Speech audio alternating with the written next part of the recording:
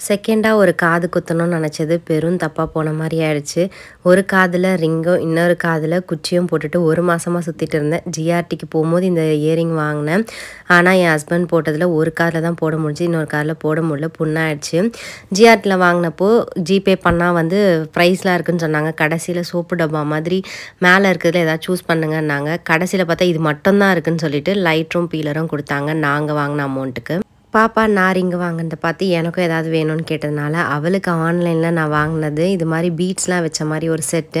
நாமளே இதில வந்து பிரேஸ்லெட்டு, அதுக்கப்புறம் வந்து ஹேர் பேண்டு, மணி அது மாரிலாம் பண்ணிக்கலாம். ஸோ, அதுக்கான தேவையான கிட்டு, அதுக்கப்புறம் எப்படிலாம் பண்ணணும் அதெல்லாம் குடுத்துருந்தாங்க. ஸோ, அந்த கயிறு எல்லாமே நல்ல குவாலிட்டியில நல்லா இருந்தது. இது மீஷோல தான் வாங்கியிருந்தேன். கோடு வேணா நான் குடுக்குறேன். கமெண்ட்ல செக் பண்ணிக்கோங்க. ஸோ, ஒரு பிரேஸ்லெட் பண்ணியிருந்தேன். ஸோ, நல்லா க்யூட்டா அழகா இருந்துச்சு. நாட் போட மட்டும் கொஞ்சம் கஷ்டமா இருந்தது. அதுவும் பார்த்து கத்துக்கிட்டேன். அதுக்கப்புறம் இது வந்து பாப்பா பண்ணது.